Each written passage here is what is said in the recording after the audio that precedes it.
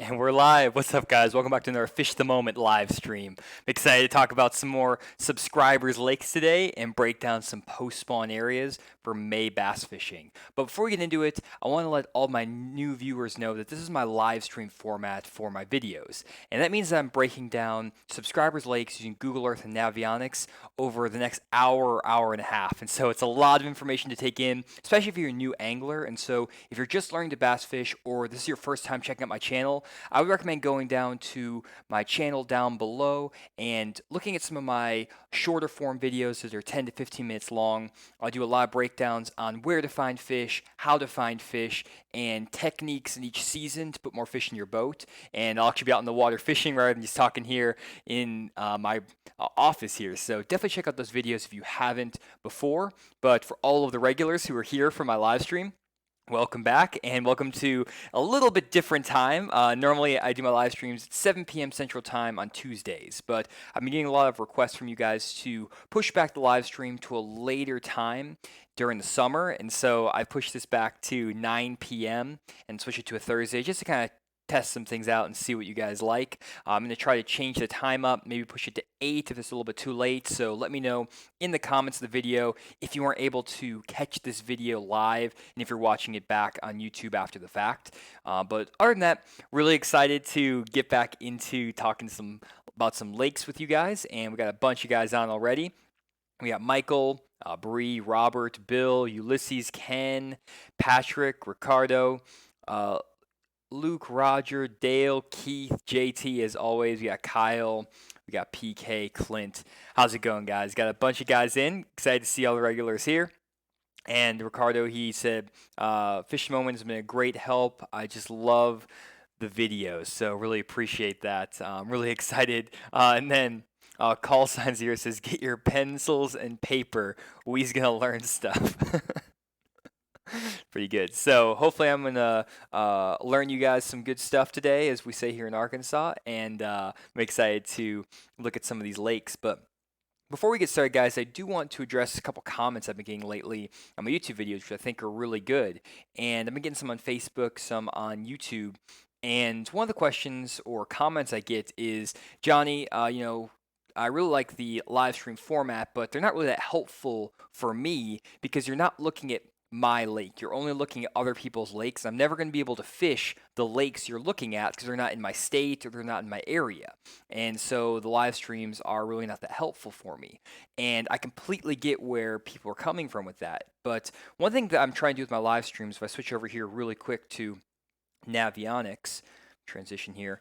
What I'm trying to do with my live streams is show you guys areas on lakes in different parts of the country and give you areas where I believe fish are going to set up better than average quality bass are going to set up. And so if we take a look here at Ross Barnett, which we'll look at in a second, one of the spots I might talk to you about is an area here where you have a pocket that has a little ditch running into the back of it, and there's a road here. And these fish may follow this ditch or this channel back into this little pocket, and they'll transition in the pre-spawn here, and they'll move back out in the summer and sit on this main lake ledge. And this type of area is on a lake, Ross Barnett in Mississippi, but you can also find areas like this that are really good in Arkansas, in California, up in Kentucky, all the way over in Georgia, down to Florida, all the way up in Pennsylvania, pretty much all around the country. And so there's a lot of lakes in every state that's set up similar to this lake. And obviously not every lake looks like this. Not every lake has these nice creek channels. Another comment I'm getting is, hey, take a look at some lakes that are flatter, that look like bowls, stuff like that. Maybe like a Florida lake or a lake up north. And so I'm going to try to talk about more of those lakes. Those are called natural lakes. I'll look at more of those in the future. But hopefully you guys can take some of the things that I'm showing you in these videos and apply them to your home lake. Even if I'm not looking at your specific lake and giving you the exact spot, giving you exact spots is only going to take you so far as a fisherman. Really the key to becoming a better fisherman is understanding how to recognize the different types of areas I'm showing you and then applying them on different lakes in different situations. And so what I'm showing you in these live streams is definitely just a starting point for where you can kind of take your fishing journey and fishing adventure. It's not the end all be all, and it's not supposed to be meant to give people exact spots on where to fish. It's to inform everyone on the types of areas at least I look for on lakes when I go fishing there. So just wanted to get that out of the way. I saw a bunch of comments like that, so I wanted to make sure that you guys are hearing that, especially guys who may have a little bit of trouble understanding the content or relating the content to what you're doing. But anyways, one other thing that I want to mention is that if you guys are in the stream and you want to ask me a question, just put @FishTheMoment and then put a bunch of question marks at the end of your question. And those are the comments that I'm going to read off and answer. And so it's just easier for me to find those questions. So @FishTheMoment with a bunch of question marks at the end. And most of the time, I'll start looking at those questions at the end of my stream. And so I got about 100 people on, which is awesome. And I'm really excited to jump in these lakes. So don't want to spend too much time talking, but a couple more things I do want to mention as a few more people trickle in is that first up, I'm going to be going full time with my fishing instruction and YouTube business starting in June. So I'm wrapping up the last 2 weeks of my corporate job. And so I'm going to be doing a lot of on the water fishing lessons. I'm going to be doing a lot of lake breakdowns. I'm going to be working on trying to put out 2 to 3 to 4 videos a week. Hopefully 4 videos a week is my goal. Obviously with all the lessons and stuff, I'm going to be pretty busy with everything. Also working on a few other projects I can't talk about quite yet, but I'm really excited to work on those. And so it's really exciting time for the channel, and I really, have to thank you guys for all your support for making it a reality for me to do this full time, to quit my corporate job. And I'll be talking way more about that in the future in other videos, but I'm just really excited to make this my full-time job and put way more effort into my videos and hopefully give a lot more instruction to you guys. So if you guys do want to help support the channel, you can definitely go to my Patreon page. There's a link over there in the bottom right corner. Patreon subscribers are the guys who get their lakes chosen for these live streams, and there's also a lot of other good perks I'm going to be putting on there once I go full time.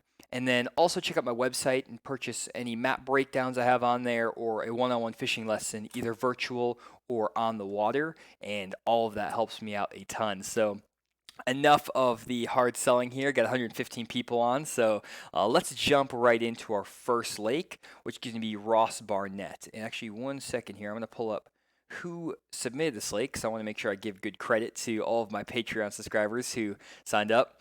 My computer starts to reset like every time I do these live streams. Everything shuts down right before the stream, and I'm like scrambling to get everything together. You guys know about technology, but right here, Ross Barnett, that was recommended by Garrett Posey, Posey. So thanks, Garrett, for recommending Ross Barnett. So Ross Barnett here, we actually have it pulled up. I'm going to switch over to Google Earth really quick, just because Google Earth gives us a little bit better view of what the lake looks like from above. So Ross Barnett here is a lake in Mississippi, and it's a pretty shallow, muddy water lake. And the Bassmaster Elite Series fished Ross Barnett a few years back, and they caught really good fish on this lake, actually. And a lot of the guys who were catching fish were fishing way up the river on the top end of Ross Barnett. And there's a lot of shallow creeks and flats and all kinds of stuff way up this river that look really good, and they definitely hold a lot of fish. And then there's also the lower end of the lake, which is a little bit more clear. The water may have 1 to 3 foot of visibility down here. It's pretty much a big wide open area. And you have one backwater down on this end that's protected by a bridge, where again these fish may spawn, all kinds of stuff.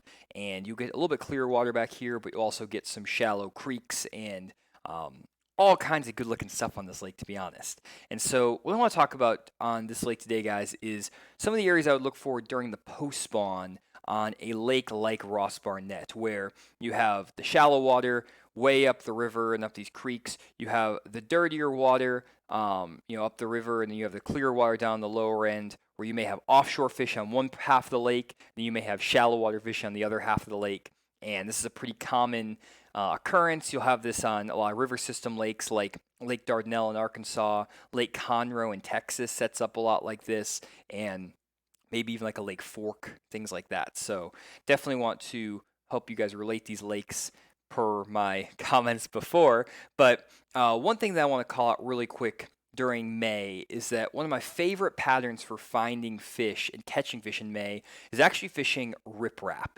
And just starting out here, if you're launching your boat at the bottom end of Ross Barnett where the main boat ramp is, you can actually see that there's a lot of good riprap bank. And there's a big riprap dike that's kind of set out here. And you can see there's fishermen coming out and fishing all the time off this riprap dike that sticks out in the water. There's also riprap down these banks, and all the way up and down this lake, there's actually some really good riprap areas. And a lot of times what happens in the post spawn is that these bass will spawn back in these pockets back in here and around these marinas and stuff. And then as they start to move out in the post spawn, a lot of fish get released in this area. So fish are caught in tournaments, they're released here. And then also a lot of fish will spawn around here. And this riprap right here is a great place for these fish to set up and feed up right after the spawn or after they've been released. And so an area like this on Lake Dardanelle is really popular. And if you fish at the state park on Lake Dardanelle, you'll know there's an area that looks just like this. And a lot of guys catch good limits of fish off these areas. And you can just fish it with a crankbait, fish it with a jig, a shaky head, stuff like that. Square bills are really good bait down these riprap banks. And especially if you get a lot of good wind blowing in on these shallow rocky areas, these rocky points, stuff like that, they can be great areas to catch some good fish in places like Ross Barnett. So that's just a really quick area that you guys might be able to relate to your lake that look really good. Second area that I want to look at is actually, I'm going to take this image back to a time when the lake doesn't look like it's empty. There's some decent images of this lake actually drawn down. You can use Google Earth, guys. I have a video on my channel about that if you want to check out Google Earth. But you could figure out how to actually draw this lake down and take it down over time. So you can see some images the lake is full of lily pads and full of grass, and then other times it is more up to full pool, and you'll see all the grass and little ditches and drains out through here. But the places I'm really looking for in the post spawn when I'm looking on lakes like Ross Barnett is areas where the fish can move off right after they spawn. And a lot of fish on these lakes are going to spawn back up like in a backwater like this, where it's very shallow. There's a lot of little creeks and turns, and these fish will spawn all up in here. Anywhere they can get where it's shallow, they'll spawn all around in here, literally anywhere my cursor's hitting. But after they spawn, those fish want to move back out to deeper water. And if we actually look at Navionics here in the same general area. Let me transition this really quick. Look at this. You can see that here's this really shallow water back in here. And bass will spawn all in the place where it's just like no contour lines. It's really flat. These fish will be all in here. But after they spawn, a lot of these fish will push out of these pockets and they'll get back towards this main creek channel. And if you look here, you can actually see that there's some buoys that are used to mark the running lanes where you can actually run your boat back in here. And so the boat lanes come out of here, and you can see that there's a creek channel that's like 10, 12 feet deep. And a lot of fish in this time of year, in the May time, is they want to be related close to this creek channel, if not right on the creek channel during the post spawn. And places I really look for are any place where a creek channel swings up really close to a bank and then starts to swing away. I call this a transition bank, where you have the contour lines super close together right here, and they start to spread out as you get into this area. And these fish will set up on these points, on these flatter areas up here. You can catch them on topwater baits, catch them on spinner baits, crankbaits, jigs, especially if there's vegetation up there. You can also catch them on places where there's a big spawning flat out here, and then there's some a little bit deeper water that swings in against some of these points, like right in here and right in here, even right here.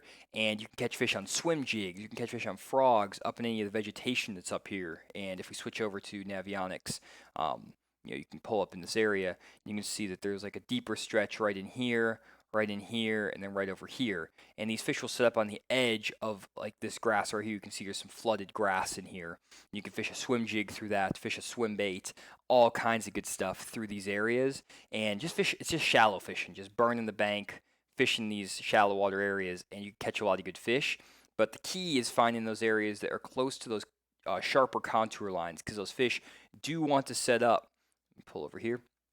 These fish do want to set up on these nice steeper banks out in the mouths of these spawning pockets.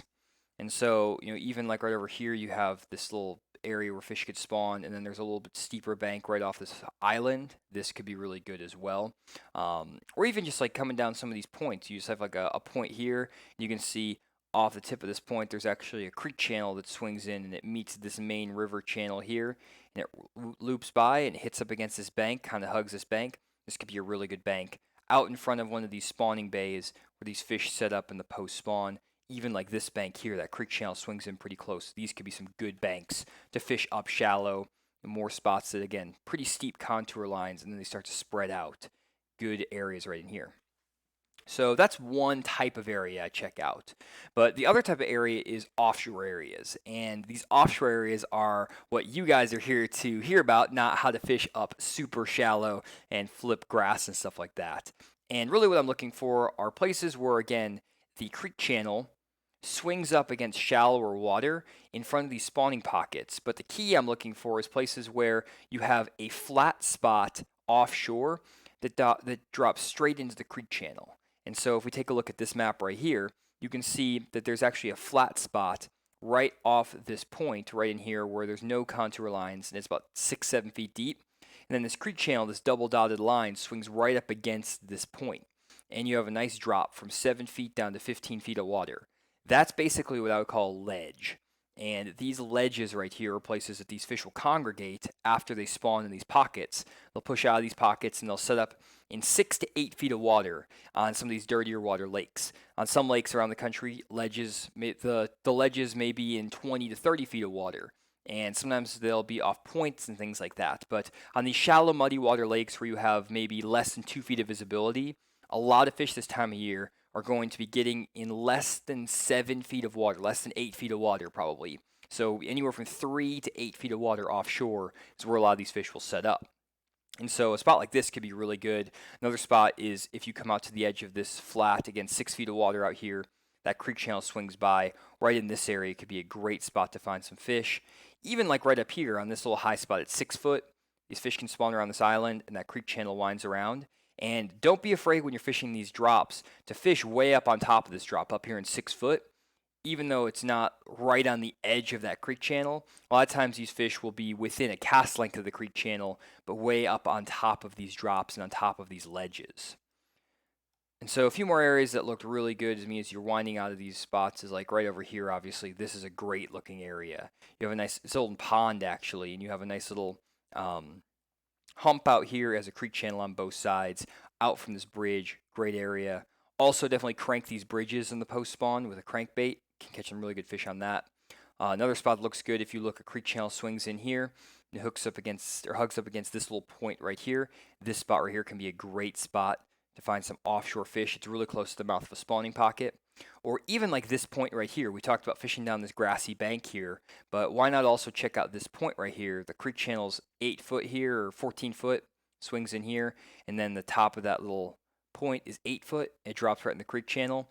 And what you're looking for on these offshore spots, guys, is places where there's either a brush pile that like a crappie guy's planted or a bass guy. Maybe if there's some lay down logs, a rock pile, or shell beds. And shell beds are going to be super key on these areas, and we'll talk about them a little bit later when we get to Wilson Lake. But other areas in here that looked great as you're winding out of these creeks, coming out of here, is you'll have a little high spot up here, 4 foot of water right by this creek channel. Great looking area right here. Even like right in here, this whole area in here. And when fishing these spots, guys, I'm gonna be fishing baits like a chatterbait out there if it's in 3, 4, 5 feet of water. I'll fish a swing head, like a half-ounce swing head, like a biffle bug kind of head with a striking rage crawl. Crawl that across the top of these areas in 3, 4, 5, 6, 7 feet of water. And also fish a magnum square bill, like a striking 8.0. Because a lot of times on these lakes, these bass will be feeding up on big gizzard shad or big brim or whatever you have in your lake. And that magnum square bill will really imitate a big bait fish. And a lot of times that's what these fish are feeding up on. So these are some really good areas to check out. Again, creek channel swings right by. You have a high spot out here. You'll be good to go. So that's kind of one of those things. I'm seeing a bunch of stuff here. Trying to make sure I get to all these comments, guys. Don't worry, I will get to everyone's comments. You may have to check out the video after I post the video to if you have to jump off here in a little bit. But I'm definitely gonna try to get to everyone's comments if possible. Gonna take a break in between lakes for 5-6 minutes to answer some questions, and then jump back to the next lake. So trying to get through everything and while still making sure you guys get your questions answered. So anyways, just looking at the lake down here to see where I want to go next. So here's a really good area that I really like as well. It's pretty close to the dam here in Ross Barnett, and you have some really good pockets these bass can spawn in, but you also have a creek channel that winds pretty much right across the mouth of these 4 or 5 pockets. And these are the type of areas that are just textbook for offshore fishing and where you can find a lot of good fish. For example, you have a nice place where the creek channel swings in really tight to this bank here, and you might be able to find some fish on brush piles or logs or laydowns, just cast and a half away from the bank on this little ledge or this lip right here. And this can be a great area to find some fish.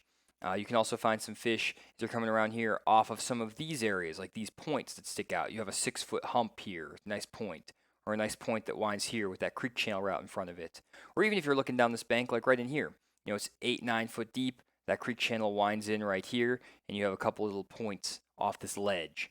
And if you guys are a little bit confused on all the terminology I'm throwing out, I know I'm talking fast and kind of throwing a bunch of stuff out there. Check out my YouTube channel. I have complete guides to contour line maps, how to understand contours, and how to understand offshore structure. And so check out that video. You can just type in like complete guide to contour line maps or topo maps, topographical maps, stuff like that. So that's some areas there. And that's some offshore stuff, but I also want to talk about some of the shallow stuff way up this river, which can be really, really good. And specifically, I want to talk about finding some of those shell beds up these rivers, because this can be a great technique. And I don't have a ton of time to keep talking about this lake, so I want to keep it kind of quick, but I'm going to run up here to the top end of this lake. And just so you guys know, I'm making videos on shell bed fishing here in the near future, but shell bed fishing is like my number one way to catch good fish in May in that post spawn, especially if your lake has shad in it. Those bass love to congregate around those shell beds, and you can find some awesome fish and catch a 20 to 25 pound bag of fish on shell beds like it's nothing. Like, basically it's easy to catch fish when you find the shell beds. The challenge is actually finding those shell beds, and that's the problem. But this also works in Florida lakes. It works up in Kentucky. It works down in Arkansas. It'll work pretty much anywhere where you have current flow on your lakes. And so if you look at this area up here, you have basically a giant river system. It looks kind of like a river. There's a lot of backwaters. There's all kinds of twists and turns and points and all kinds of stuff out here where these fish could set up on. And a lot of these fish are going to spawn back like in these backwaters back in here. This is a really popular area actually when the pros were fishing during the Ross Barnett tournament that was out here. A lot of guys were fishing this area. Mark Davis actually caught some fish out in here when he was fishing that tournament and did really well. And there's a few other places these guys were moving up into, basically just these backwater areas. And after these fish spawn in these backwaters, a lot of them are going to pull back out to the main river. And I consider the main river basically where you kind of follow this river out, where the river kind of feeds the lake all the way through here. So that's kind of following that channel. And those fish are going to want to stay close to that main river throughout the entire summertime. And so what I'm looking for up these river systems are places where basically you're going to have really strong current pushing up against a flat area, or a place where you may have like a high spot. And so as we're going down this lake, you can kind of see, if you kind of follow where the current may be hitting, you can move down this lake and you can see this current's going to follow this main river channel all the way down through this lake. And any current that's pushed is going to follow that main channel where you kind of see these boat lanes. And places I'm looking for are a spot that looks just like this. You look right here, it's 6 feet of water up on top. And this creek channel is winding around this corner, and all of the current that's pushing through this lake, if you have rain or whatever, is going to be hitting up against a spot like this little 6-foot high spot. And the way I explain a high spot to people is basically, if you think about the bottom of a lake is all mud. If the entire bottom of your lake is mud, when it first is flooded, over the years, you're going to have water washing away that mud or that silt on the bottom, and it's going to cause the water to go from, let's say, a foot of water down to 6 feet of water, just because that silt's getting pushed out, the mud's getting pushed out, and it keeps dropping and dropping and dropping until that bottom is hard enough where it's not eroded away anymore. And so what happens is that any place where there may be a harder rock or a harder piece of bottom, when all that mud's there, when that lake starts to erode down, any place where the bottom's really hard is going to stay standing. And the water's not going to erode down that spot. And so you'll get these high spots where it's like 6 foot of water here, surrounded by 10 feet of water. And basically, the places where it's deeper is where there was maybe an old creek bed, like this creek channel, or where it was just mud or silty bottom. And then these places where these high spots are, where the contour lines come up to a circle, they get shallower. Those are places where you may have harder bottom or like rock down there. And what happens is that when these current starts pushing through these lakes, the current will capture shells and like shell beds, mussel shells, stuff like that, especially in a lot of these river systems. And whenever they're kind of getting pushed around in the water, a lot of them will collect on these high spots because basically that high spot will block the current and it'll just go like that.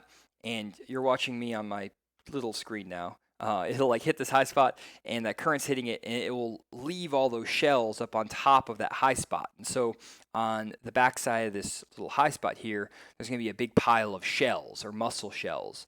And these things will attract plankton. They'll have lots of good forage for bait fish to feed on. And so the bait fish will get there and then the bass will get there and they'll feed up super strong in the mouths of all of these like spawning pockets and stuff on these high spots all up and down this river system, and you can catch some giant fish. And most of them kind of occur either on like a point, like right in here. This could be a great little area for some shells to come in. You know, that current wraps around this corner and hits up against the point of this island, and there's probably some shells that are going to accumulate here. Those high spots are really good, high percentage areas, and then really pretty much anywhere where like this current's going to wrap around any of these points or any of these turns and then pile up on a specific spot. So as that current's coming around here, it's going to hit this shore really hard and then it's going to get redirected down the lake. And so any place where that current's hitting in hard, there's going to be potential for shells to accumulate. And really we want to look for places like right here where there's a kind of a point and there's shallower water, 3, 4, 5, 6 feet of water up here. Those shells will accumulate right there. And you can fish those shells with that Magnum square bill crankbait, that 8.0. You can fish it with a swing head, with that striking rage craw. Carolina rigs are really good, and also fishing a lipless crankbait can be really good on these areas. So just some areas to check out on Ross Barnett here, and hopefully that helps anyone who's fishing out there, and also it can help any guys who are fishing river-esque lakes that have kind of shallow, dirty water. Hopefully you can kind of relate these type of areas to your home lake. It works on the Arkansas River, it works on Mississippi River at times, it works on the Kentucky Lake and Tennessee River, stuff like that. So really good little deal right there. So that's it for Ross Barnett. So I want to jump in and answer a few questions. I'm sure you guys are going crazy here in the comments. I'm seeing one right here, just real quick. It said, Doug Kitchman says, wouldn't bass locate in May be different relative to the area of the country? May fish in Pennsylvania. My fish in Pennsylvania won't be in the same location as May fish in Florida. That is definitely correct, Doug, and we're actually going to be looking at a Pennsylvania lake here in a second, so that's actually really good. And so we want to make sure that we look at all these different areas of the country, obviously, because like fish on Ross Barnett in Mississippi are going to be post-spawn because the water temperature is going to be warm. It's going to be in the 60s or 70s, and so these fish are probably got done spawning already. They're going to be pushing offshore. Or in Pennsylvania, you know, those fish still may not have spawned yet, or they're just starting to spawn in May. And so a lot of times you have to pick different areas, and so we can talk about that a little bit. But yeah, the fish aren't always going to be in the same locations in May if you're fishing in Florida versus fishing in Pennsylvania. So good call out there. Keep going through some of these questions. Seeing all kinds of stuff. See here. Luke says, what setting is your depth finder set on your maps? Your depth finder shade. Bruce Clayton, thank you so much for the $20 super chat. I always appreciate this. We'll have to listen later though this time. Keep up the good work. Appreciate it, Bruce. Thanks for always supporting the channel and always sending over a super chat. Always really appreciate it. He has the top donation, Bruce, with $101. So always appreciate the support there, Bruce. And so you can see he actually has a couple of the highest donations on the channel. So again, really appreciate that. But getting back to Luke's question, what setting is your depth shade on your map. So I'm thinking you're talking about like if we're looking at this map, you can sometimes like set a depth range. So you can shade the map. Let's say you shade the depth contour lines from 6 feet to 10 feet or 20 feet to 30 feet. And so the way I set up my maps, if you have that ability, whether you have a Lake Master map or a sea map or stuff like that, is that normally I try to set that depth range or that color shading to whatever the depth of water I'm trying to look for fish in. So on a lake like this in May, I would definitely be looking for those fish in anywhere from 4 to 9 feet of water, 4 to 10 feet of water. And so what I would do is I would set my depth shading from 7 feet, and I would set 7 feet and then 3 feet on each side. So it would highlight anything from 3 feet of water out to 10 feet of water. Or actually, if it's 3 feet on each side, it'd be 4 feet of water to 10 feet of water. And it would highlight everything in this area. And then what I'd look for is places where you see these area of shaded is going to be from 4 to 10 foot. That's a really, really wide area. And I'm looking for areas where that's a lot closer together. So it goes from 4 foot to 10 foot a lot closer together here, or even like right here is even better. Those are the places I'm going to be looking for on my fish finder. So hopefully that answered your question, Luke. Hopefully that was what you're asking. Keith the Trucker asks, on the breakdown, show where you would go in high water versus low water. My lake is 10 feet high. Great question there. Actually, a lot of the lakes around here in Arkansas are also 10 feet high. I think Grand Lake's up like 7 feet. So one thing I do on these lakes when they're super, super high, let me switch this over to Google Earth, is if you look at a lake like this, one thing I try to do is I try to find areas where you can actually, where the water has been inaccessible at some points. So like if you look at this spot right here, if this lake is up 10 feet, there's a potential, I don't know if you can, but if it's up 10 feet, this water might be going over the top of this road here, and you might be able to get to like this type of backwater back in here, and maybe even back into like this pond back here. And a lot of times when these these lakes flood, a lot of times these areas will, where you can normally never get your boat, will actually flood, and you can get back into these type of areas, and it's really sneaky. But those are the type of areas you can sneak into, or like, I'm not gonna be able to find any. Sometimes it takes a second to find them, but you might not be able to find these super sneaky holes back in here. But a lot of times I'm just looking for places where there's like a pond, and I just try to find a pond, like a pond right here. There's this. I don't know these houses. Hopefully these houses don't flood. That would be really sad.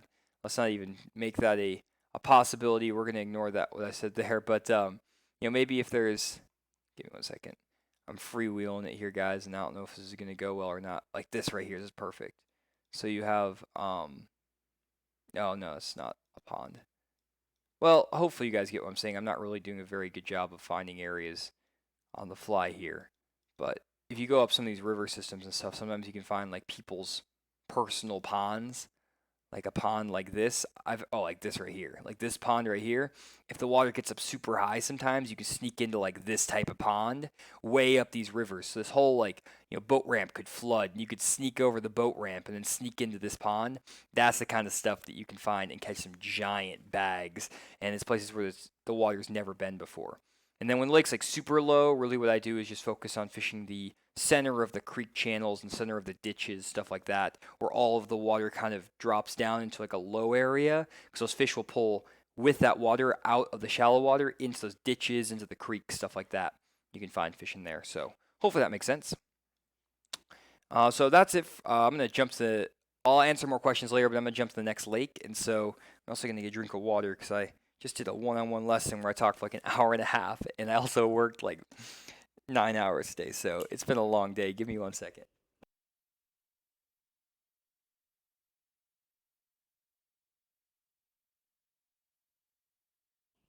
Okay, so let me know what you think, guys, about this time also. I know I'm starting this stream pretty late. I saw a couple guys were like, holy cow, 10 o'clock. So I know on Eastern time, you guys are an hour ahead of me, so it's 10:30 where you are. But then for the guys in California, obviously, they're 2 hours behind where I am, so it's only 7:30. So for some guys, I'm sure this is a perfect time. For other guys, may not be the best. So let me know in the comments if you think it's a good time or if you want me to change it up and do something different. But let's jump to our next lake, which is Wilson Lake. And this is going to be, let's see here. Give me 1 second. Wilson Lake. It's in Alabama, and it was recommended by Doug Kennedy on my Patreon page. So, Doug, thank you so much for suggesting um, Wilson Lake. And this is actually a lake I fished before. I fished a college national championship here, and I actually was we could fish Pickwick and we could fish Wilson, and for whatever reason I could not figure out the ledge game on Wilson or on Pickwick in practice, and so normally the offshore ledges are really good out here. And basically, I found like 3 or 4 schools of fish that were really good, and I was not catching any good ones in practice, but I didn't realize what I was doing on these Kentucky Lake ledges back then. And that sometimes when you catch small fish, they turn into bigger fish in the tournament. And so there's like one spot over here that I was fishing that I found that I caught like 2.5 pounders in practice, and nothing else other than that. And came back the second day of the tournament. Actually, we fished locked down to Wilson the first day. The second day we came to the Pickwick, and one of my buddies was like, he caught like 24 pounds the first day of the tournament off that exact spot where we caught those 2.5 pounders, and that's where we ran first. Then we found another spot over here that we graphed that had a ton of fish. We just didn't catch any, but then we pulled back up a couple different times throughout that day. Caught a 5 pounder, jumped off a 4 pounder, all kinds of stuff, and so kind of a anecdote there. But when we were struggling to find those fish offshore on Pickwick, we actually locked down to Wilson. And when we first got to Wilson Lake, this was, by the way, this tournament was held like May 18th, so maybe like this upcoming weekend, but like 5 years ago. And so it was a long time back, but we were fishing, and we were fishing in pretty much the same time of year. And what we found is that there was some really good fish on some of these shallow boat docks. And so a lot of guys were fishing offshore. That's where a lot of the guys were catching their good bags. But we actually pulled into some of these shallower cuts and shallower pockets, and we're skipping a striking caffeine shad underneath all of these boat docks and all these different pockets through this area, and skipping that thing underneath there. And it was one of like the worst series of tournaments. First, my partner and I, we got like sick from eating Bojangles. I'll have my fishing partner Sam tell that story later, how we got Bojangled in Alabama. That was bad. That's a bad story. We'll talk about that later. I don't want to get into that right now. It's gonna make me have to stop the stream. But anyways, so got Bojangled, and then we went out that next day, and I think I broke off a 3.5 pounder off the first dock we came to, and then caught a 4, and then broke off 2 4-pounders, and then jumped off a bunch of 2.5 to 3 pounders, and we weighed in like 12 pounds that day, 11 pounds, and we should have had like 18 or 19 down here in Wilson, locking down, just fishing boat docks. Like literally, we were just going down boat docks, just skipping Strike King caffeine shads underneath the docks, and they were just all over them. And you can also catch fish skipping like a chatterbait underneath these areas, underneath the boat docks, but it's nothing fancy. It was literally just skipping docks, and there was a bunch of good fish underneath them. So that's one thing you can do if you're on Wilson. But second day, we only caught like 11 pounds. Leading weight was like 24 pounds. And so like 5th place or 6th place was 19. And so we were actually, if we put our fish in the boat, we would have been right there in the top, 10 out of 190 boats. And then we went the next day up to Pickwick and just screwed around and caught like 12 pounds, jumped off 2 4s. Don't want to talk about it. It was a bad week. Caught a 5, but it was one of those weeks where it's just not a good week fish execution wise. You guys all know how that is. But anyways, we talked to a couple guys who were fishing on Wilson, and they actually caught some really good fish on offshore ledges on this area of the lake. And so Wilson, as you can see, there's a big dam here. It's a pretty small lake, but there's a big dam here. There's a big dam here, and the lake's not that big. And there's really not that many offshore ledges, and so not that many guys locked down. But one of the guys on the first day of the tournament had like 22 pounds off of one of these ledges. And so I want to show you kind of where those guys were fishing. I don't know exactly where they were fishing, but I know that there's not very many ledges out there. And so stuff that we actually didn't even look at ledges on this lake because we were sick of them. We just found that dock pattern and just ran it. But basically, this is what Wilson looks like. Wilson Lake, and this is what Pickwick looks like. You can see they're kind of a little bit different setup. I've talked about Pickwick in the past on my live streams of areas and stuff like that.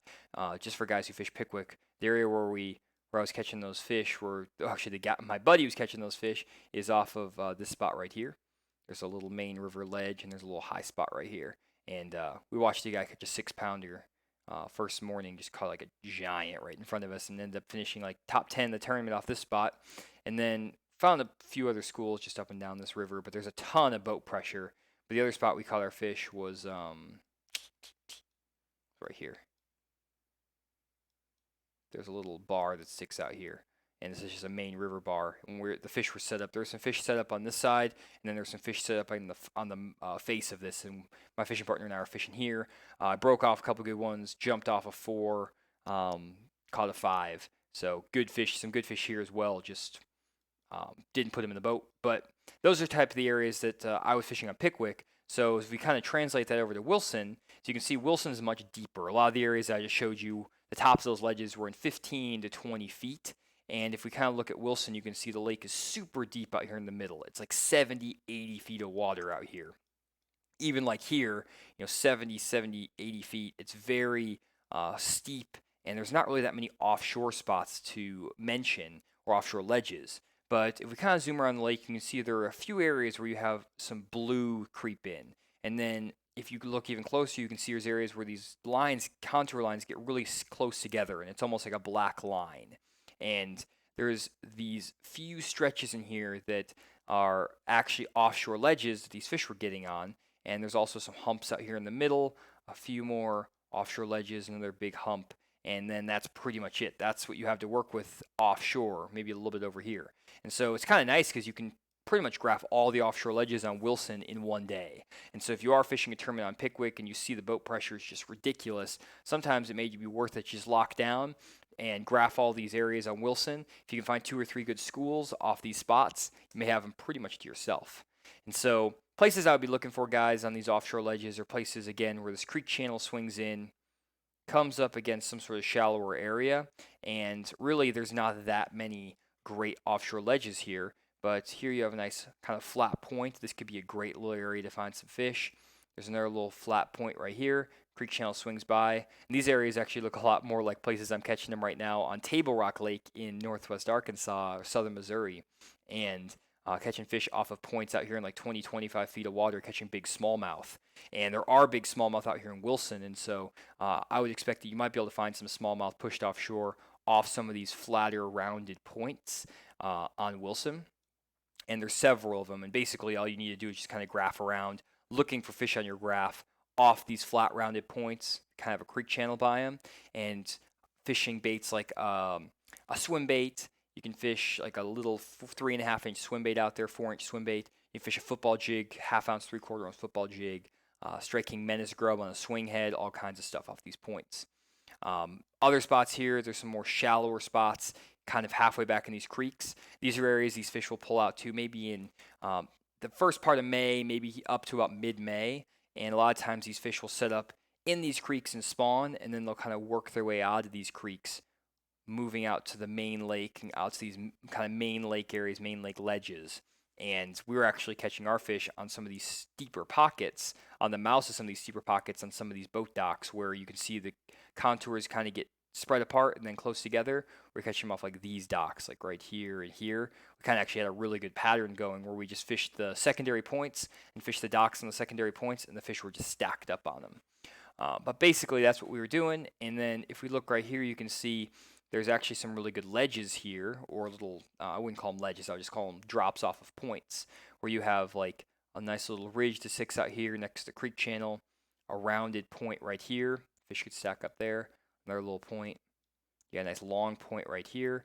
All these fish, again, they could be up in 6 feet of water, or they could be out in 20 feet of water. You just have to, for these fish, you can actually just graph them. Just drive your boat over the tops of these areas with your boat, graph and look for fish, and hopefully you can identify those fish on the graph. And if you don't know what fish look like on a graph, you could definitely check out my video. It's a complete guide to fish finders and fishing electronics, and it's on my channel. It's my most popular upload, my most popular video, and so definitely check out that video if you want to learn more about your electronics, and it should just be in the popular uploads.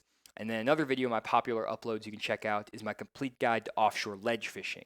And if you're confused by what I'm talking about with ledge fishing, offshore fishing, go check out that video. I'll explain exactly what a ledge is, how to fish them, how to graph them, all that stuff. in that video. It's like a 30-minute video, so definitely worth your time if you fish on any of these Tennessee River lakes. If you're fishing around Pickwick, Gunnersville, Kentucky Lake, Wilson Lake, pretty much any lake around Tennessee, Kentucky, definitely a good video. And there's also ledges on a lot of lakes all around the country, so I would just recommend it to anyone who's interested in fishing.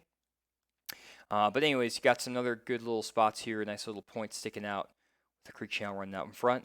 But that's kind of like back in a creek, and so a lot of times these fish will set up in the backs of these creeks or on the during the spawn, and then they'll funnel out to the main lake as the summer progresses, and they'll set up on the places in the first third of the creek to the mouth of the creek in May, and then they'll pull out here in June through August out here on the main lake. And some of these main lake ledges I really like are actually out this part of the lake where you actually have that creek channel running in really tight to these points or these like kind of shallow points sticking out here. And again, you have some nice little drops in the back of this creek in the first third of this creek, like right here, a nice little point. Looks really good, even that point. You have another ledge right here, and then all down here. And then what I would be doing if I was coming out to Pickwick or to Wilson is I would put my boat on the edge of this ledge, right wherever see those contour lines are really tight together and kind of make a thick black line right through here. I just put my boat on the edge of that thick black line. I try to keep my boat in about 15 to 20 feet of water, and I would just drive all the way down with my down imaging. I would use down imaging, and I would also have side scan pulled up at the same time. So your down imaging shooting straight below your boat and scanning what's underneath your boat, and then your side imaging kicking out to the sides so you can see what's off the ledge on one side of your boat and what's on top of the ledge on the other side. So this is the top of the ledge. This is the off the ledge in the center of the creek channel. And so just drive your boat right on this thick black line in about 15 feet of water and look for places where you have like irregularities, like there's a little high spot right here off this point where a creek channel comes here, there's a little high spot right there. That is a dynamite spot. And then just keep graphing, because like a lot of times what will happen is that you'll find that the fish will set up either on really obvious pieces of structure, like right here where the contour lines get super tight together, and then there's a little bit of a point that sticks out here. This little area is like textbook. It looks super good for offshore fishing. But what happens a lot of times is these areas get a ton of pressure. And so what happens is these fish will push off of the textbook spot and push out here to like this area where it doesn't look as good. The contour lines are more spread apart. It just doesn't look like that classic ledge. But because of all the fishing pressure, the school of fish that may have 50 fish on it will just move to the left 15, 20 yards and pull over here. And so it's always a good idea to just graph literally everything down these ledges. Just again, keep your boat in 15 to 20, just graph. And I would just graph down this whole drop all the way in through here and just kind of follow my cursor as I go around. And these are all ledges. All the places where I'm drawing my cursor, this is all a ledge. And you just keep going and looking for schools of fish on your graph. And again, check out my YouTube videos on ledge fishing and on electronics if you don't know how to read your graph. Those videos will have everything you need.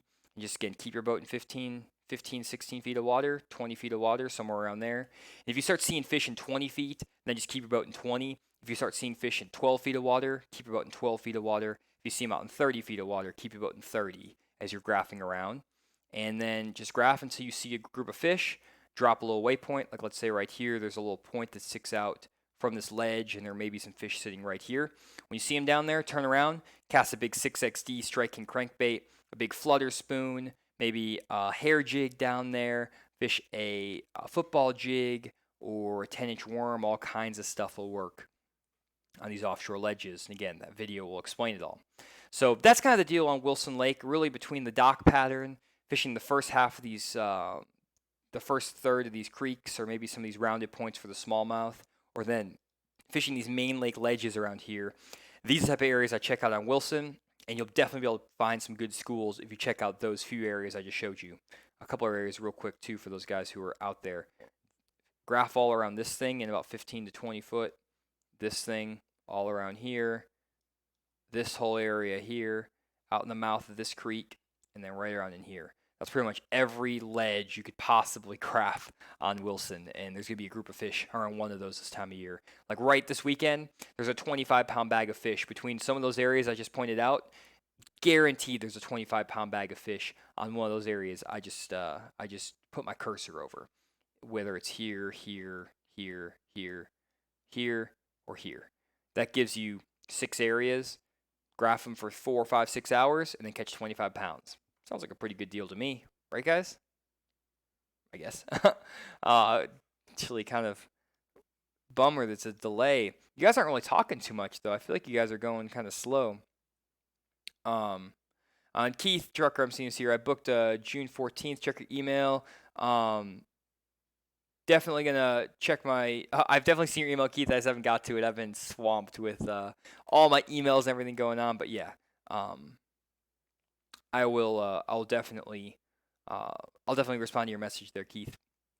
But yeah, all my on the water fishing lessons have been great. I've been doing a lot of them recently. Just kind of an anecdote here. I think I have like 15 booked over the next, or yeah, I think 15 booked over the next month and a half. And so I've been taking a lot of guys out, teaching them to fish on offshore structure, how to read your graphs, how to find the fish, what the fish look like down there. We've been catching some pretty big fish too during those lessons, which is also a bonus. Though that's not really the purpose, is to catch fish. It's the purpose is to teach the guys how to find fish. And one thing I'm actually gonna be doing, guys, is doing hopefully some trips to other states where I can do some on the water fishing lessons with you guys. And I also want to set up some events where I can actually go out, take maybe 6 guys out at once, and we can do like a 2-day fishing class. I kind of think about it as like summer camp for adults who love to fish, and it would be like a 3-night, 2-day fishing boot camp about how to fish offshore on whatever lake is in your area. And we would do like in classroom time, we would do on the water lessons. Everyone would have some time with me in the boat. We'd do maybe a little fishing derby at the end with some prizes involved. So let me know if you guys are interested in that in the chat here, because I would love to hear what you guys think about that. It would be something where I could only get maybe 6 boats, 12 guys at a time, but definitely want to try that out. And if I can get enough interest in that, I can definitely, if I can get the financials to work out where I can actually make enough money to travel over there and do it, then definitely want to do that, because I would love to come fish with you guys all around the country. So anyways, got a, I think, who's this? Bassman's class says, I'm going to go there in June. Any ideas? Literally what I just talked about, the fish will be doing the same thing in June. Just check these main lake ledges here, these main lake ledges out here. You're going to catch fish, or those spots I showed you on Pickwick. Those exact same areas are going to still be good. And then just similar areas around the lake, obviously replicate them around the lake as well. So I want to get over to the last lake, because I know I get a lot of flack for not talking about northern lakes. So I want to make sure I actually get to my my lake out in Pennsylvania, so people aren't rioting in the comments or in my forums and stuff like, Johnny only talks about lakes with shad. I feel like that's one thing I hear all the time. You just talk about deep, clear lakes with shad, never talk about northern lakes. So hopefully this is not a bowl or a lake that looks like a bowl, but it is a northern lake in Pennsylvania. It's Nockamixon. I feel like it's a cross between Larry Nixon and Lake Nickajack. And I feel like they put those two names together. I don't really know why, but that's the first thing I thought of when I read that name. But anyways, this is a small little lake in Pennsylvania, and I actually don't know what type of vegetation it has in it. It looks like there may be some grass in it, potentially, maybe. I don't really know. But nonetheless, there is some really good looking water on this lake. And it's a pretty small lake, and this is typical for a lake you'll find up north. And I actually grew up north in Wisconsin, and so I do have a lot of experience fishing on northern lakes. And so a lake like this, they're actually pretty easy to figure out, because one, it's really small, so you should be able to figure out a good pattern really quickly. You can run pretty much the whole lake in a day.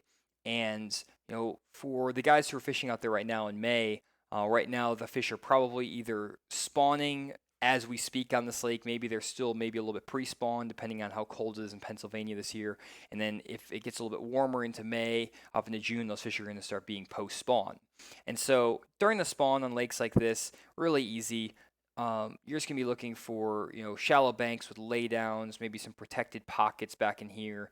back halves of creeks, and you'll be able to find fish spawning all up and down pretty much any of these short little pockets and stuff that you see around the bank. And so spawn time, I don't really talk about the spawn that much because it's really not that hard. Just fish down the bank, um, and you'll find fish all up and down. Maybe out here on like this flat, you might be able to find some fish that are sitting off the bank a little bit, and fish like a little wacky worm out here in the center of this this flat out here. Could be a little deal for you to do, but not. I don't like talking about the spawn that much just because it's kind of boring. Because it's just like fish down the bank. That's not really that helpful to anybody. But what I can talk about is some of the places these fish will get in the pre-spawn or in the post-spawn, and a lot of times they're set up in the same areas. For that, I need to jump over to the Navionics map. Let me do that. Here we go. Navionics. So this lake is actually sets up really cool because it has some nice deep water on it. It has about 40 feet of water. It looks like it's kind of a deep, clear lake. Probably has some smallmouth in it if my guess is right. And there's a lot of good contours on this lake, and it gets pretty deep as you get kind of near the dam, and you get some really deep water out here in 45 feet of water, 47 feet of water, out to 70 feet of water, out really deep. And so when I'm looking for places on lakes, assuming this has some smallmouth, but also largemouth will set up in the same places, a few places I'm really looking for in the pre-spawn, especially offshore, are any sorts of shallow points that are close to really deep water, so close to 20-25 feet of water. And if you get any wind or you get any cloud cover, these fish will pull up on a spot like this where you have a pretty steep drop, you have a point that sticks out from the bank like this, and if you have perch or if you have bluegill, some sort of forage like that in your lake, maybe this even has gobies. This wouldn't have gobies, or alewife. I don't think it would, but maybe perch. Those perch will pull up on top of these flatter points and stuff to feed when it's windy, when it's cloudy, or even when it gets like really sunny in the pre-spawn. And so this is like a pre-spawn, post-spawn / area, more pre-spawn because it's right here in the mouth of this pocket.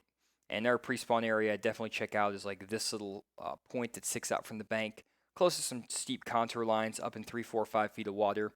Great looking area. You also have a few other areas as you're going down this lake that have nice points that stick out here that have really steep drop off the end.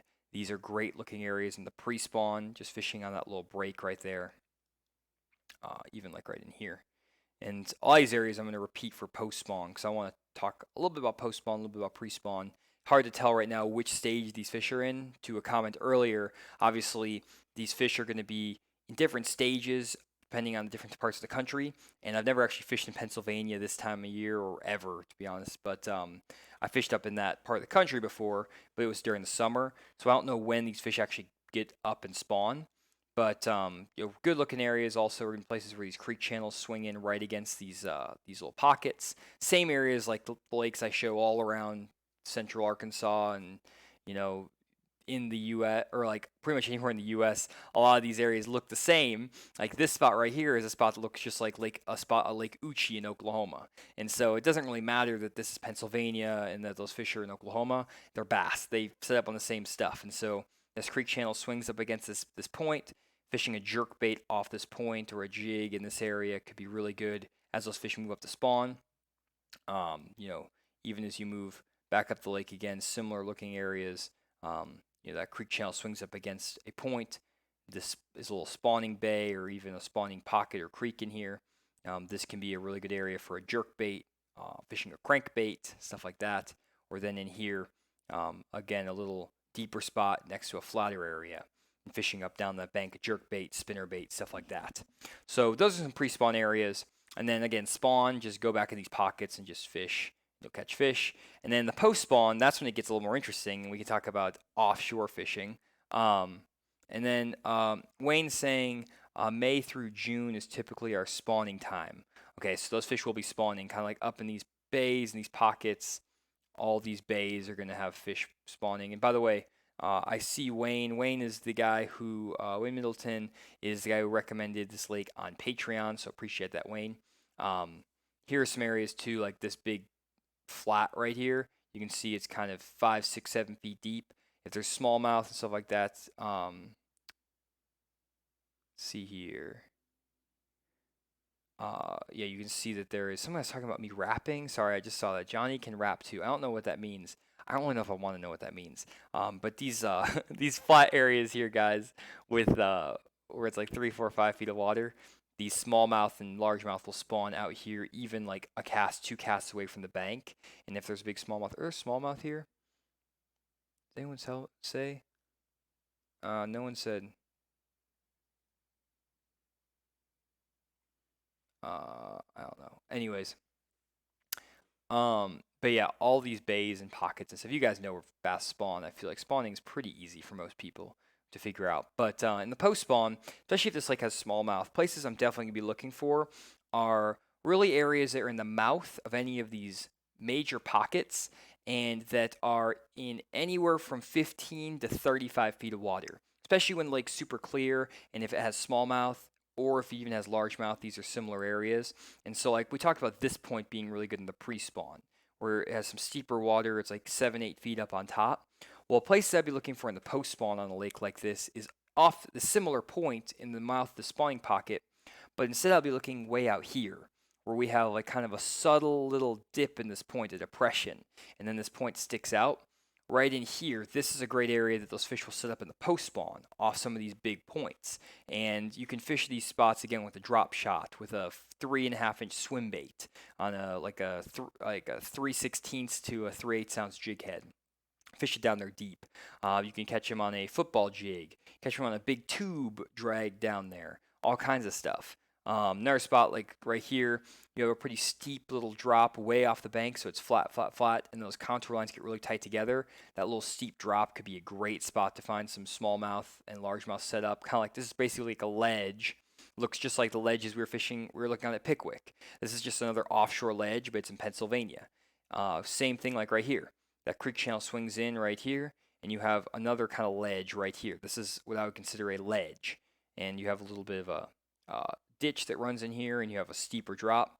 This right here is a ledge. So you have ledge fishing in Pennsylvania too. Ledge fishing isn't just for the Kentucky lakes and the Gunnersvilles. You have ledge fishing in Pennsylvania, and that's a spot you can catch some really good fish guaranteed. Other spots like right around this point right here looks really good. You have this steep point sticks out. It's steep on this side, kind of flatter. That's pretty steep all the way around. Then you have this flatter spot out here that's in 25, 30 feet of water. And one bait actually I would fish a lot on these lakes that a lot of guys don't fish, but I've caught some giants. I'm actually hopefully going to make a video about it this weekend when I go fishing, is a spy bait. And I use the Duo Realis Spin Bait 80 and throw it in like a perch color for perch lakes, or I fish it in a shad color for shad lakes. And really what I'm going to do is I'm going to pull out on some of these offshore areas like in here. We have a nice little point that's in 22, 23 feet of water. This is basically a ledge. This is literally a ledge right here, guys. A Pennsylvania ledge. You guys always thought ledges were not up north and that none of the stuff I talk about applies to northern lakes, but boom, ledge right there. This offshore ledge. Again, even if the perch are the main forage here and it's not shad or whatever it is, these fish will set up on these areas. And again, these are going to be post-spawn areas, so June and July areas. These are not going to be your spawning areas. So, don't worry about fishing these type of areas. These actually could be a pre-spawn area. So you may find some bass that are still pre-spawn off these points in 20, 25 feet of water. You may still be able to catch them out here on swim baits and stuff off these spots right now, if there's still some good pre-spawn smallmouth still out there. And so definitely still check out these areas. Actually, I said not to, but I was misspoken. Definitely check out these areas. I was catching some pre-spawn smallmouth on Table Rock Lake a couple weeks ago, 2 weeks ago, at the almost first week of May, and I was fishing areas that look just like this. A point sticks out, creek channel swings up against it, creates a ledge, and those fish were staying up in 20, 25 feet of water out here. I was catching them on a football jig, and so water temperatures were 62 degrees. And so if your water temperatures in Pennsylvania are between 50 and like 62, 63 degrees, you still may be able to find some post-spawn fish sitting out here. Another good little point is like right here, kind of have another little like a ledge right in here off this point. This whole area right here could be really good. Just drag a football jig, fish that spy bait across it. Good little area. And then another little point right here. Looks really good. That little drop from this point deeper water, those smallmouth and largemouth and stuff will set up right in here in the post spawn and in the pre spawn. So hopefully that helps, and it's really nice. Here's another spot. I'm seeing so many spots on these lakes. Right in here looks good, but this lake is actually really nice because it's pretty small, and so really these fish are either going to be on these post-spawn areas, like I showed you here, the pre-spawn areas I talked about, which could be either these areas like this little point here, or those same post-spawn areas I talked about, like these areas in here, or they're going to be back in the pockets. And so you can fish all of that in one day, no problem. And wherever you start getting those bigger bites, just continue to fish those areas. Wayne said we have shad, perch, and gills, and there are smallies and largies. So that's perfect. Good to know. So yeah, that should definitely help then. All those areas I'm talking about, especially with the shad, you should be able to find fish on all those places. You can graph for those fish. Graph around, look for them on your graph. You should be able to find them out there. And those smallmouth they'll stay offshore in those like 20, 25 feet of water, 15 to 25, let's say, from about 3 to 4 weeks after they spawn. And so once they spawn, let's say in June, they'll stay on those spots through mid-July, and then they pretty much will pull out here in the middle of the lake and kind of just suspend and chase bait. And it's really hard to find those smallmouth again after that. But then in the fall, they'll pull back up on these areas, and you'll be able to catch them again in the same areas you caught them in the post-spawn. And then after that, you can kind of just switch to fishing largemouth and stuff during like the August, September, October time. But guys, I've been talking now for, now at this point, I'm talking for like 2.5 hours straight tonight with my lesson before, so I am beat. And so I am going to answer a few questions here, and then I'm going to call tonight. But we had 190. Did we get 200 people? Oh, 200 people. I think we also ticked over 25,000 subscribers during the stream, so that is awesome. Let's see what everyone's saying here. I'm seeing all kinds of crazy comments. I didn't have a chance to read them. I'm just kind of seeing off the corner of my eye. I hope JT's taking care of it all in the comments. He normally does. So let's see here. Okay.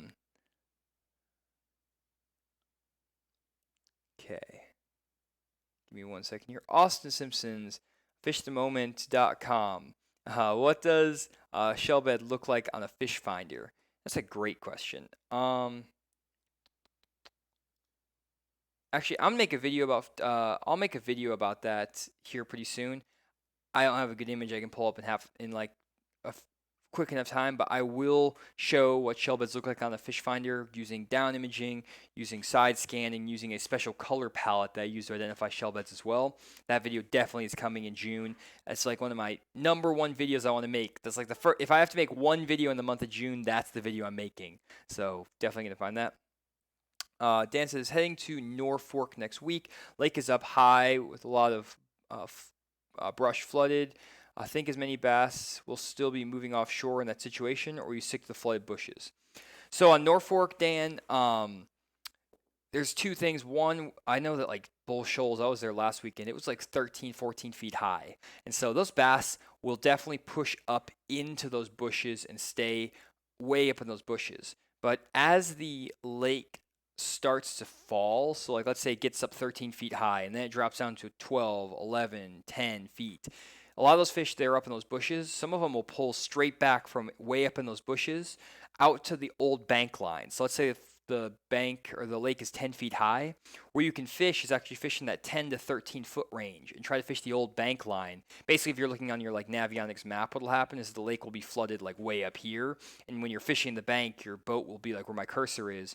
And what you can do is pull your boat out here and fish this old bank line. A lot of times you can catch some good fish. And we actually found some fish on Bull Shoals on that old bank line, even though the lake was rising. There was still some fish out there. So that's what I would do. I'd either fish that old bank line or fish way up in the bushes if that lake is still rising, and just flip. Just flip bushes and fish a buzzbait around those bushes, and you'll catch them. And then also if you wanted to run down, like actually let me do a no fork real quick. If you wanted to fish down the lake, down by the dam, you can also fish for smallmouth on Norfolk down here. And you can just fish any of these long points that stick out here near the dam. Pretty much any of these points. And they'll have big smallmouth on them, and you can catch them on like even these points here. The smallmouth will suspend out here in 20 feet of water, 20, 30 feet of water. You can catch them on swim baits and big top waters right now. That's all I got in Table Rock. We're catching them. Let's see here.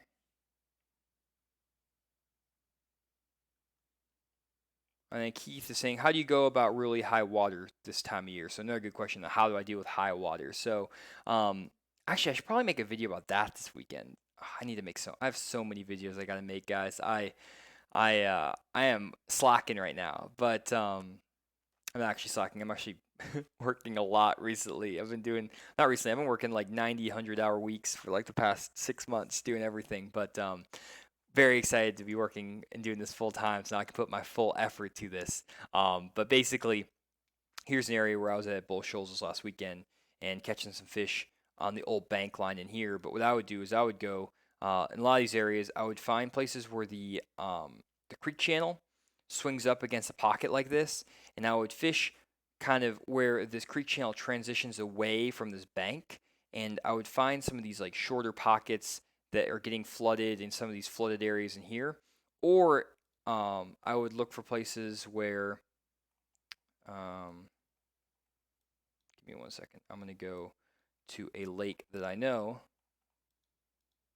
One thing that I like to do when the lakes are flooded, isn't it great when you can identify where places are on Google Earth just by looking? I look at Google Earth so much, I know exactly how to scroll to my lakes without uh, without place marks tied or labels or borders plugged in. That is a sign that someone who spends way too much time on Google Earth.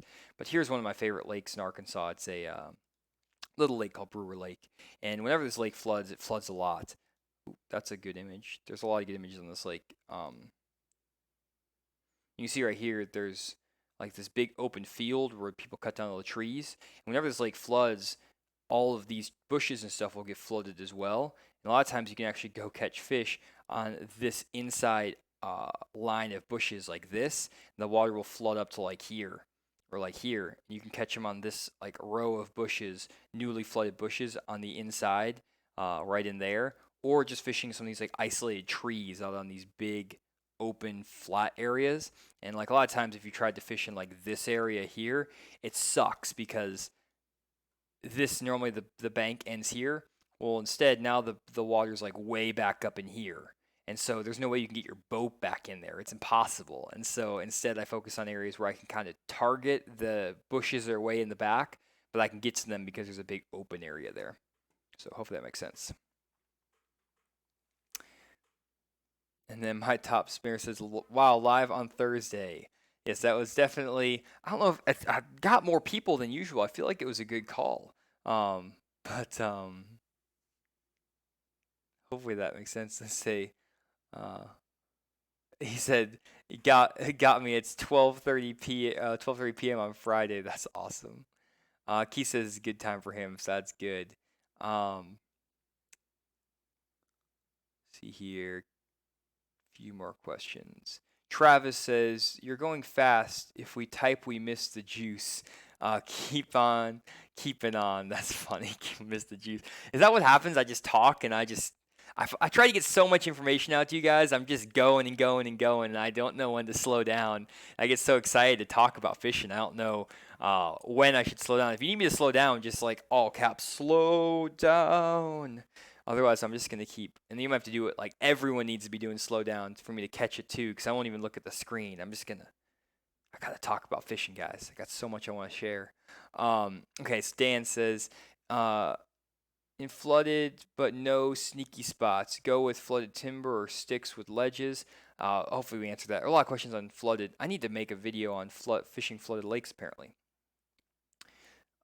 Few more things. Let's see here. Wow, a lot of questions. 1 second here, guys. My cursor's flying around anywhere. So what is this? So Magnetic Fishing Madness says Johnny can rap too. Press your forward/right and your left arrow on your keyboard. Press them a bunch and let the show begin. Johnny is the best. Don't know what that means, but I don't even know. I don't even want to know where that would take me. And then Austin Simpson says, there was this one time at bass camp. Awesome. I bet we could create a lot of fun memories at bass camp, guys. I don't know what would happen, but I'm sure there'd be lots of shenanigans at Bass Camp. I'm really excited to hopefully start that. I might just call it Bass Camp. That's a great. What happens at Bass Camp stays at Bass Camp. That's gonna be my motto.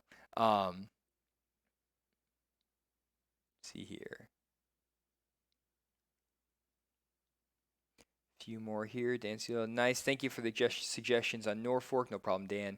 And then Azen says, have you caught any smallies in Lake Dardanelle yet? I have not. I've heard there's smallmouth in there. I have not caught any out there. I fished Dardanelle a ton up until about 3.5, 4 years ago. So I don't know if there's more in there now than when I was fishing there. But as much as I fished on Dardanelle and as many tournaments I've won and or like done well, and I feel like I would have caught a smallmouth by now, but I haven't. So that's interesting.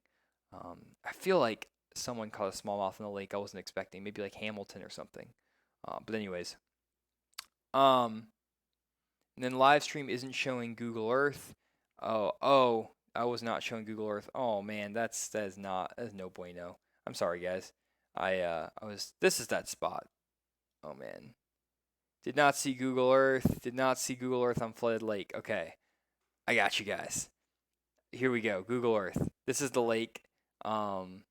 This is the lake I was talking about. So right in here, this is that area where you have the big open field where the trees are cut down. And I was saying that you could go in and fish, the inside bush line here, stuff like that, where the lake is, drawn down or the lake is up. So let's say the lake is all the way up here. You can go on this inside edge of the trees that you normally could never get to when the lake's flooded. And if you're trying to fish over here, this is that area where I'm like, it's impossible to find or catch fish because the water will get flooded. This is a normal shoreline. The water will get flooded back like up in here, and you can't take your boat back. Like these fish will be like back in this stuff, and there's no way to take your boat back in there. So instead, find areas where you have these openings, these big flat areas where there's no trees. You can sneak up and you actually get and flip these bush lines and flip back in these areas, or even like flip behind these bushes as the water comes up into here. You can take your boat and flip in behind this row of bushes. That's some areas you can definitely catch them, or you can just fish these isolated trees. So hopefully that makes sense. See here, and then Kendall says, you're killing it, dude. Not many people out there I take advice from as far as fishing, but you know your stuff. I very much appreciate it. Thanks, appreciate that, Kendall. And then Dan says 9 is good for him. 8 would be good too. So 8 might be a good compromise for everyone. And then Matt saying, "What's up, Johnny? I made it in the nick of time, Matt. I'm actually about to jump off here, so I apologize for jumping right when you get on, but I think I actually mentioned your comment, Matt. So earlier we talked about that. Open the stream with it. So if you want to watch the video after we start, appreciate that as well. For leaving that comment to my Facebook page. Matt was one of the guys who gave me some good constructive feedback on my live stream, so appreciate that. And then Jeremy has said, thank you for the great stuff as always. Congrats on being able to pursue your passion and call it work. So I really appreciate that, Jeremy. So anyways, guys, we hit a max of 207 people right as I'm jumping off the stream. I think the stream has been going up. It's 210. I'm about to close up and everyone's joining in. Like maybe I need to start my streams at 10:30 or 10:30 I think is the right time to start my streams. It seems like. Let me know if you guys want 10:30 live streams. Also, one thing I want to talk about, guys. I know I'm so tired, but I want to mention one more thing. I got a new GoPro Hero 7 Black, I think it's what it's called, and I hopefully am be doing live streams from my boat at some point. And so I want to ask you guys in the comments and in the stream here what you think I should do for an on the water live stream. One of the things I've been thinking about doing is just like strapping the GoPro to my chest and then going and just fishing for an hour, 2 hours or whatever, and just show you guys what I'm doing at nights. Like, fishing when it's lighter, I can start my stream at 7 and go from like 7 to 9 while I still have good light for filming. Another thing I was thinking about doing is fishing some night tournaments and hooking up the camera in the back of the boat and going for the first 2 hours of the night tournament and just rolling the camera till it runs out of battery and doing some like live tournament, kind of like they do on Major League Fishing or the Bassmasters, so you can actually watch me fish a tournament from a live feed. Or even, since I have the live stream capabilities, if I'm fishing a tournament in general or a fishing day, I could just throw the live feed up. So I don't know how I'm going to handle comments on the live feed or anything like that, but anyways, hopefully that will help out you guys so you can actually watch me fish and break down lakes and figure stuff out live and like real time. Because I know in a lot of my videos, basically all I do is cut the 6-7 minutes of fish catches together and then throw in the maps and throw in some instruction. And so you don't see the process of like watching me find the fish. And I think you guys will be surprised when you actually see me on the live feed see how many times I move and how fast I fish because I fish really fast. And I don't think a lot of people even realize how fast I fish when I'm in my own boat by myself, and also how many spots I fish because I fish a ton of spots. You guys are probably gonna be like, why is he fishing like 5 seconds in this spot and then moving to a new spot and then running? He's running over the lake and he's doing this and this and this. But that's like how guys like Jacob Wheeler and Brian Thrift and a lot of the best pros in the world, that's how they fish. And we're kind of like running around. It looks like we're running around with a chicken with our head cut off, but that's definitely not the case. But people are saying, I think people are saying it would be good. Fishing and grinning says, new to fishing. Thank you. I'm learning a lot. Awesome. And then Dan says, perhaps walk us through some techniques with the camera live. That would be good. That would be a really good idea, actually. Dan, I could say, let me teach you guys about some skipping live or pitching. Fishing different grass. You guys can suggest for my live stream that week, if you're on my Patreon page, maybe what the topics could be. You guys want me to show you how to frog fish, and I could just do a 2-hour live stream of just me with the camera on my chest and just walking through my baits, how I'm fishing live. That's a really good idea. That's better than just me randomly fishing. Thank you, Dan. Matt says, I didn't have the notification click. That was my problem. Your regular time is fine. Whatever works for you works for us, Johnny. Awesome. And then 8 p.m. Central Time sounds good. And then he says KVD. So Clint said, fished the lake yesterday, 10 feet high, no wind. All bass were suspended, hard to catch. Going tomorrow with a south wind. The north bank should be good. Yeah, and definitely just try to fish with a 10 feet high too, Clint. Just try to fish as far up. Try to fish like where the water actually ends. So like if the lake is 10 feet high here, the water's up here, try to fish all the way up to the bank, the new bank line. A lot of times you can catch fish way, way back in those bushes and in any kind of flooded cover. Picnic tables are really good. Motor homes. If you can find water fountains, you can get some source of running water there. Busted fire hydrants underwater can also be really good. If you find a Chick-fil-A underwater, sometimes there's going to be some Chick-fil-A sauce that chums the water. That can also put some fish there. And then if you find any swimming pools underwater, you get the good depth change. And, as long as there's not a lifeguard on duty, you are good to go. So hopefully that will all, those are good tips for flooded water conditions. You guys can tell I've been talking for 1 hour and 22 minutes. I need to go. So... Anyways, hope you guys enjoyed this live stream. You're seeing me in my delirious stage. These live streams are too late for me, apparently. I cannot handle talking this late, 10:30 at night. But I hope you enjoyed, and hope you guys will join me again for my next live stream. Not sure when it's going to be. I'm going to mess with the times a little bit. I'm going to try to do a lot of experimenting before I go full-time on, like, different things on my website, different things on my live streams. I've pretty much got the video stuff figured out, but I want to get all my other parts of my business figured out. So live experimenting to do, but once I start full time and get it under my belt, hopefully in June, July, August, I'll get it figured out, and I'll have a really consistent live stream schedule. I have a consistent content schedule, everything like that, and we'll be able to take this business, rock it. So anyways, hope you guys enjoyed, and I'll talk to you guys later. Have a good night.